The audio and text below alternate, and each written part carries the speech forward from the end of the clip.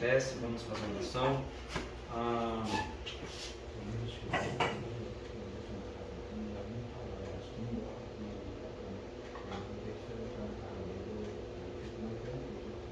Você vai só verificar. Tá, vai lá e já vem já. Tá bom, vai lá, mas aí isso. Vai lá rapidinho. Irmãos, nós chegamos hoje um pouco atrasado, porque teve um acidente, provavelmente, eu acho que foi um acidente, a Natália já confirmou, foi um caminhão, parece que tombou, uma coisa assim. E por isso que a gente chegou um pouco mais tarde, peço perdão para os irmãos, tá? Mas graças a Deus que os irmãos estavam aqui, a gente já teve uma oração, foi uma bênção. Vamos fazer uma oração para a gente começar hoje e vamos falar sobre o nosso quarto módulo, né? Que é o pregador e a pregação. Vamos fazer uma oração? Bendito Deus e eterno Pai, soberano Salvador Jesus. Queremos te agradecer, Deus, por esta oportunidade que o Senhor nos concede. Estamos aqui na tua presença, Senhor, para louvarmos o teu nome. Jesus, aqui estamos, Senhor. Obrigado pelo Senhor ter nos trazido em paz até este local. Ter nos guardado, Senhor, do inimigo do corpo e da alma. Abençoa os teus filhos que aqui estão, dando graça e vitória. É o que nós te pedimos, Senhor, e te agradecemos em nome de Jesus. Irmãos, eu vou ficar com o notebook virado para mim, porque os irmãos estão com acesso ao material, né? Eu quero neste momento, inclusive, parabenizar o nosso irmão Fabrício por esse belo trabalho que nosso irmão carinhosamente fez, apostilou e muito bonito. Imprimiu, colorido, os irmãos, está com um baita de um material em mãos e ficou muito didático, né? Então Deus abençoe grandemente o nosso irmão Fabrício por este trabalho. Queridos, nós falamos já até aqui, nestes 4 encontros que nós tivemos. Antes, porém, o irmão Genário também está certamente na rodovia, tá? Eu liguei para ele, ele falou que estava preso na rodovia, por isso que ele ainda não chegou, mas já está a caminho. E o Senhor vai guardar em paz o servo de Deus para ele chegar aqui tranquilo. Nós já falamos até agora, irmãos, sobre, no nosso primeiro encontro, no nosso primeiro módulo, sobre os tipos de sermões. Lembram? Quais são? É o sermão temático. Lembra alguma, Moritiva? Vamos ajudar? Não? Tá difícil, né? Coisa de idade que é difícil a memória. É assim mesmo, a gente vai chegando lá. É o temático. Qual mais, irmão Fabrício? Textual. E?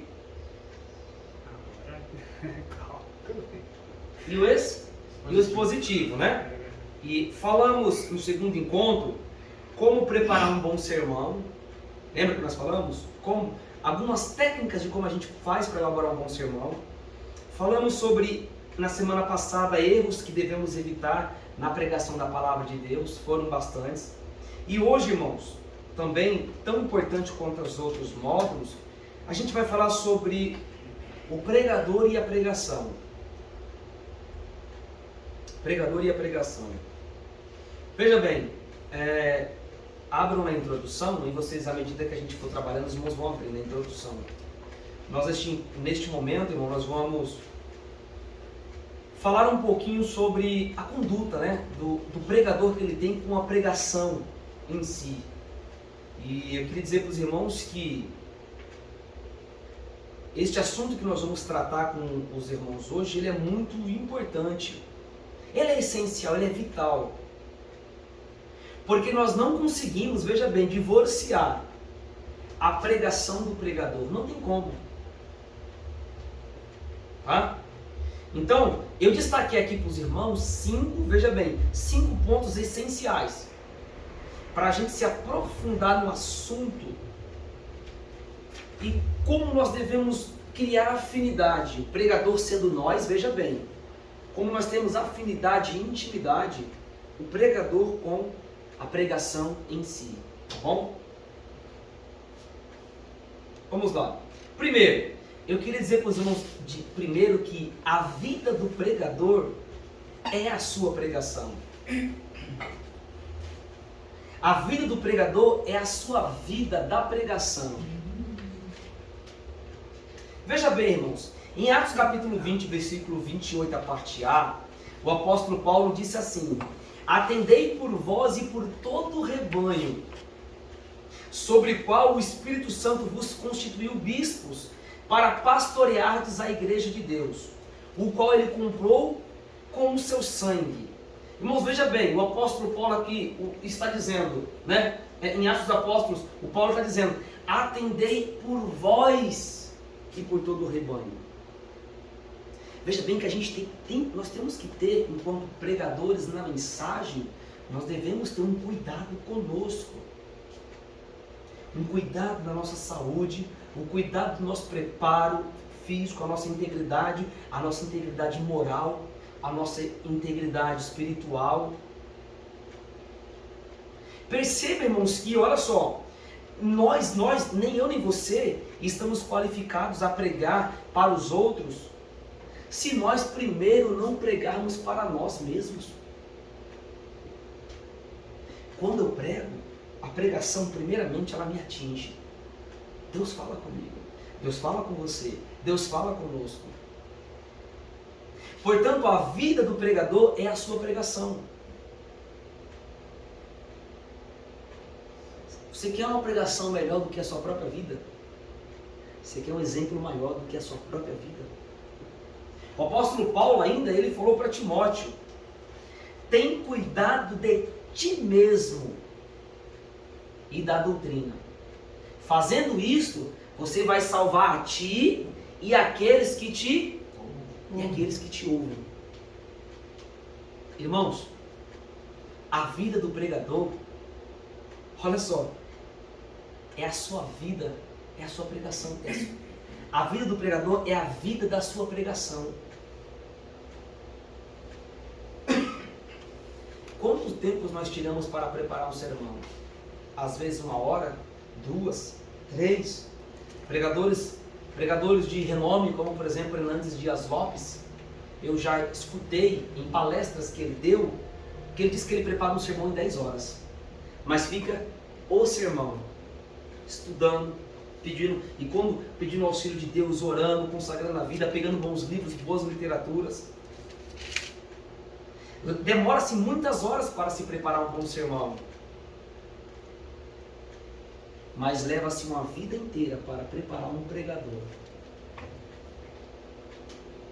Isso é um fato, irmãos. Talvez a parte mais importante do sermão não seja o sermão em si, mas seja a pessoa que está atrás do púlpito, aquele que está pregando. Pode virar uma página? Então, ainda na vida do pregador, a vida do pregador é a vida da sua pregação. Um pregador que tem vida, a sua pregação terá vida. Observem bem que eu grifei, a mensagem que o pregador prega, ela não pode sair de um pregador que não tem comprometimento com a palavra de Deus. Ela não pode, irmãos. Ele precisa viver esta mensagem. O pregador, quando ele for pregar sobre fé, ele precisa viver a fé. Quando você for pregar sobre batismo, poder, virtude, sobre Pentecostes, você precisa viver isso. Como que eu vou pregar que Jesus batiza com o Espírito Santo se eu não falo em línguas, se eu não falo no dom de línguas? Como eu vou pregar o Evangelho e dizer que Jesus transforma se eu não sou um transformado? Entende, irmãos? Veja bem, o pregador precisa viver a mensagem que ele prega. Em Esdras 7,10 diz assim: Esdras dispôs no seu coração para conhecer a lei do Senhor, para viver a lei do Senhor e para ensinar a lei do Senhor. Veja bem que Esdras colocou no seu coração 3 aspectos. Primeiro, conhecer a lei. Segundo, viver a lei. E terceiro, ensinar a lei. Eu preciso conhecer, eu preciso viver, e eu preciso ensinar, ou eu preciso aplicar a lei. Irmãos, eu não posso pregar o que eu não conheço. Eu não posso dizer o que eu não sei. Eu posso? Eu posso dizer que Jesus salva, que Ele é bom, que Ele é maravilhoso, se eu nunca presenciei, vivi isso na minha vida. Então, a vida do pregador é a base, é o alicerce do ministério da pregação. Entendam isso, irmãos. O pregador e a pregação, a sua vida, o seu bom testemunho, o seu comprometimento é a sua maior mensagem. Irmãos, quantos pregadores têm muitas eloquências? Quantos pregadores são oradores de ponta, professores de homilética, professores de oratória, que a gente fica de queixo caído, mas não tem vida. Não adianta nada. Não tem testemunho, não tem exemplo, não adianta nada. Então lembre-se, a vida do pregador é a vida da sua pregação. Pois não, tem um pastor em São Paulo, faz tempo, estou. O pai dele morreu, ele assumiu a presidência. Pegou aqui no Pimenta uma vez, 21 anos para ele, até hoje. Estou. Que coisa. Tem testemunho? Não tem. Então, irmãos, a vida do pregador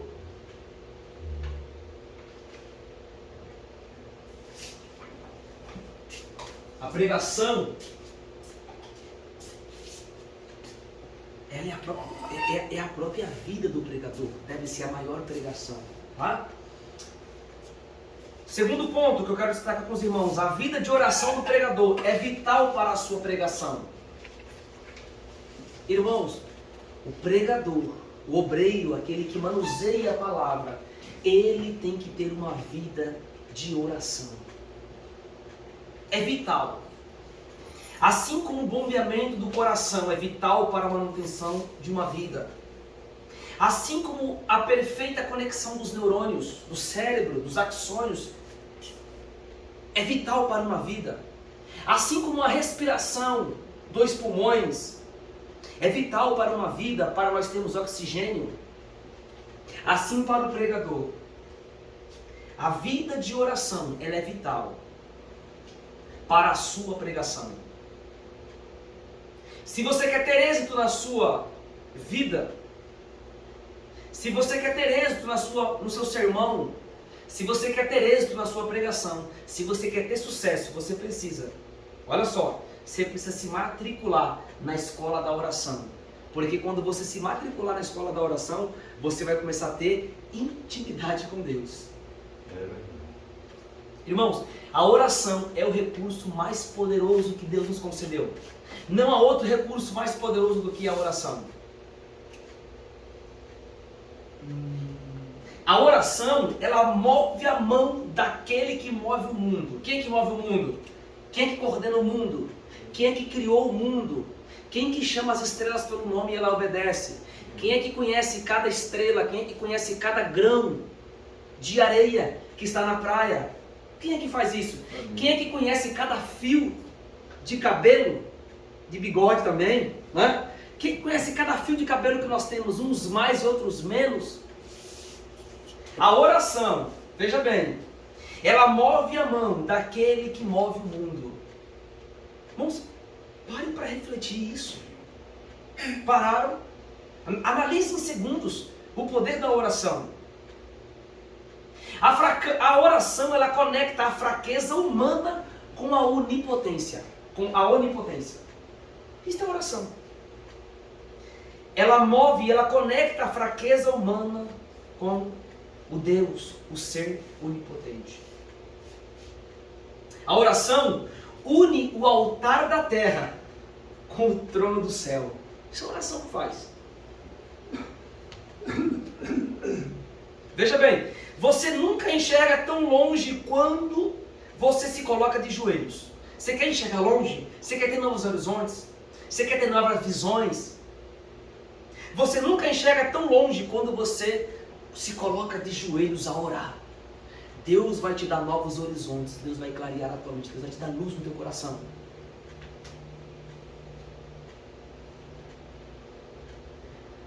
Essa frase é muito importante.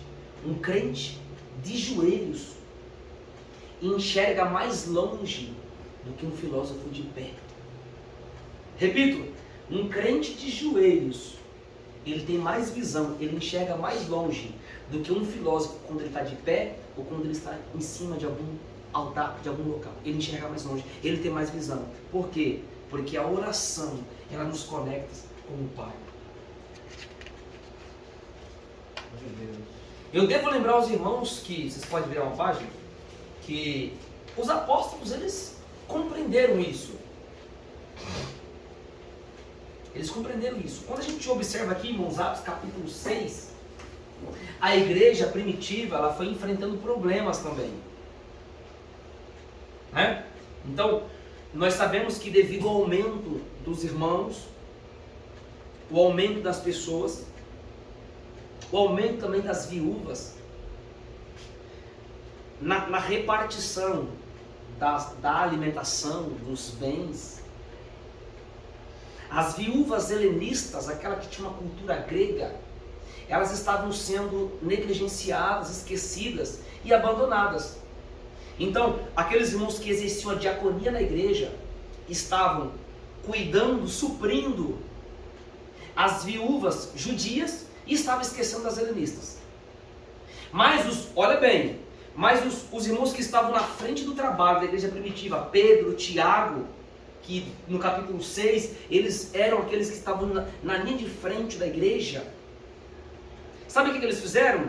Eles reuniram e falaram, vamos reunir aqui diáconos para fazer essa função. Vamos pegar homens cheios do Espírito Santo, que amam a obra, que tem o seu coração na obra, que não mede esforços para servir a Deus, que tem seu coração disposto a servir. Nós vamos separar 7 homens de boa reputação, de bom nome, marido de uma só mulher. E há muitas qualificações que o apóstolo Paulo fala depois, posteriormente, lá em Timóteo, né? Tito também fala isso. Mas eles separaram.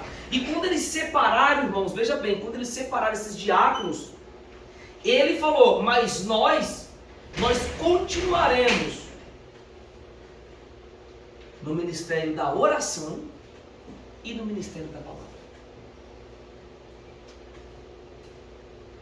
Ou seja, eles entenderam muito bem isso, irmão, que a vida de oração, e também aqui o texto diz o ministério da palavra, nós vamos daqui a pouco falar sobre isso também, mas eu quero focar aqui na oração. Eles entenderam que a vida de oração é vital para o pregador. Aquele que se dispõe de utilizar a Bíblia, de manusear, ele precisa ter uma vida de oração. Afinal, eu devo lembrar aos irmãos que a função principal dos presbíteros da igreja são essa. Ele precisa estar arduamente no ministério da oração e no ministério da palavra. Essas são as duas principais funções dos presbíteros, dos pastores, dos bispos da igreja. Nós não temos, né? Mas aqui é o mesmo nome, mas nós usamos o termo presbítero e pastor. Essas são as funções principais. E os diáconos, nós vemos aqui no texto. O que faz os diáconos? Vai, irmão Genaro? O que faz os diáconos? Os diáconos, eles exercem a diaconia na igreja. Eles foram separados para servir a igreja, para suprir as viúvas. O diácono precisa estar atento. Como que estão as viúvas? Como que estão os órfãos? Como que estão os irmãos desempregados? Como que está? Ele precisa ajudar o pastor. Quando eu digo diácono, engloba todos. Porque todo bom pastor, ele é um bom presbítero, um bom diácono, um bom cooperador. Todo presbítero continua sendo um bom diácono, um bom cooperador. Nós não mudamos, o nosso cargo ele não exclui, porque eu sou pastor e eu não posso exercer diaconia. Se precisar o pastor, ele vai para a porta, ele passa o pano no chão. Se precisar, ele tira o pó das cadeiras, ele lava o banheiro. Se precisar, ele faz isso. E tomara que não precise, que a gente tenha pessoas na igreja para fazer. Eu louvo a Deus por isso, que a gente tem aqui pessoas que fazem, que trabalham, mas se precisar, nós fazemos também. Tá? Se precisar. Não é eu como um pastor e querer ficar na porta, querer fazer um lugar de um cooperador de diácono, não. É se precisar. Se precisar, a gente vai, a gente faz esse trabalho também. Tá, irmãos? É na necessidade da igreja, com a orientação do pastor. Mas veja bem, eles entenderam que a vida de oração ela é vital. Nós estamos aqui para os irmãos que chegaram agora, nós estamos falando, irmãos, sobre o pregador e a pregação, não é? E a gente está falando sobre 5 pontos essenciais que o pregador precisa ter para ter um bom resultado na sua pregação. Nós falamos aqui primeiro, a vida do pregador, ela é tudo, ela conta muito, a vida dele, o seu bom testemunho, zelar pelo seu ministério, zelar pela sua vida moral, pela sua vida financeira, ele precisa zelar pela sua vida matrimonial, ele tem que tomar cuidado de ti. Paulo falou, tem cuidado de ti mesmo e da doutrina. Fazendo isso, você cuidando de você, e esse cuidado é muito abrangente, você vai salvar você e aqueles que te ouvem. Falamos isso, tá? Para os irmãos que chegaram agora. E nós estamos aqui no segundo, falando que o segundo ponto que o pregador precisa ter é uma vida de oração. Tá? Observem bem, irmãos. Talvez exista uma pergunta que a gente deva fazer. O que é mais importante? A oração ou o ministério da palavra? Os apóstolos disseram, eles separaram os diáconos e eles falaram, e nós, os diáconos estão fazendo o trabalho deles, não é? Mas nós vamos continuar no ministério da oração e no ministério da palavra. Irmãos, a oração também é um ministério. A oração também é um ministério. A oração também é um dom. Entendam isso. Assim como o ministério da palavra é um dom, a oração também é. E qual é o nome desse dom? É o dom da intercessão. Ela é um ministério também. E eu devo dizer para os irmãos, fazer uma pergunta. Qual é mais importante? O ministério da oração ou o ministério da palavra? Aí eu digo assim, qual asa é mais importante para um pássaro voar? É a mesma pergunta. Quando a gente pergunta assim, o que é mais importante, a oração ou o ministério da palavra? A gente deve fazer a mesma pergunta, mas qual é mais importante para um pássaro voar? A asa esquerda ou a asa direita? Se eu fizesse a pergunta para os irmãos, qual é mais importante para um pássaro? A pergunta é essa. Qual é mais importante para um pássaro? A asa esquerda ou a asa direita? O que você me diria, meu Fabrício? As duas são importantes. Quando a gente vê exemplos, quando corta a asa de um pássaro, ele até consegue voar até um certo ponto, mas ele vai cair. E os irmãos, agora, o que é mais importante? O ministério da oração ou o ministério da palavra? Na verdade, eu acho que as duas. As duas é importante. As duas é importante. Senhor? A oração é muito importante. Irmão Silvio? Também as duas. As duas? As Irmão duas. Genaro? Eu citei oração. Tá. Mas, assim... Se fosse para escolher uma, agora esquece as duas. Qual que os irmãos diziam? Eu escolheria a oração. Oração? Oração. Eu também. Justamente, irmãos. Irmãos, veja bem. Deus valoriza tanta palavra que Ele colocou